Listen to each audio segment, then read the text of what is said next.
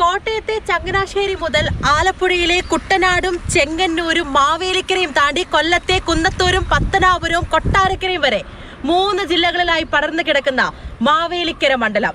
ഇവിടെ പോരാട്ടം അത് കട്ടയ്ക്കാണ്.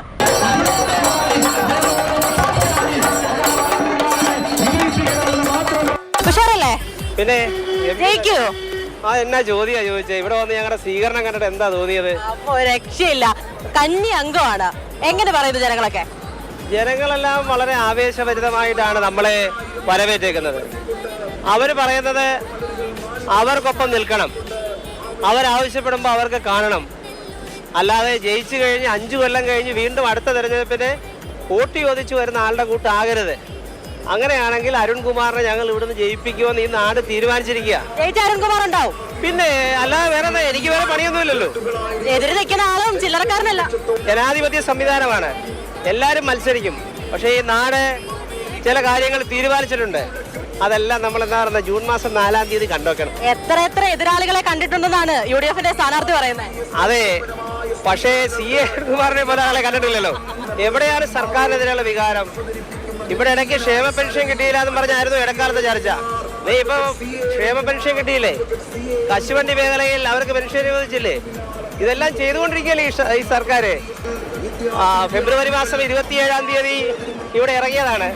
ഇന്നിപ്പോ നല്ല ഓട്ടത്തിലാണ്.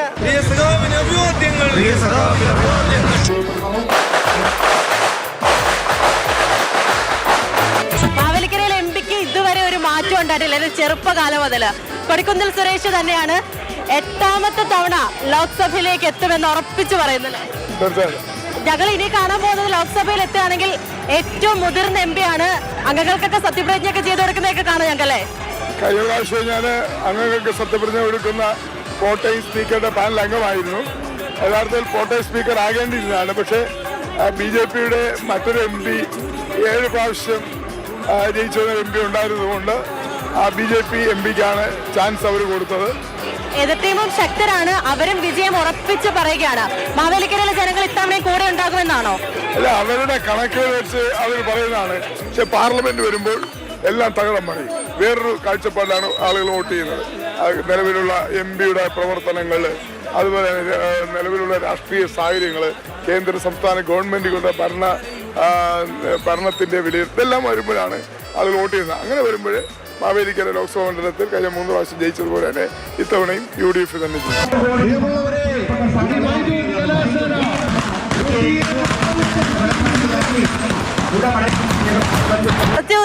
എന്താണ് പ്രതീക്ഷ? ജയിക്കും. ഉറപ്പിച്ച് പറയുക. മാവേലിക്കരയ്ക്ക് നൽകുന്ന ഉറപ്പ്, ഞാൻ അവരോടൊപ്പം മരണം വരെയും ഉണ്ടാകും. അതാണ് എൻ്റെ ജീവിതമാണ്, എന്റെ പൊതുപ്രവർത്തനമാണ് ഞാൻ മാവേലിക്കരയ്ക്ക് കൊടുക്കുന്നത്. എന്റെ ജീവനും ജീവിതവും മാവേലിക്കരയ്ക്കായിരിക്കും. കഴിഞ്ഞ 10 വർഷമായി ഇവിടുത്തെ MP പ്രതിപക്ഷത്താ.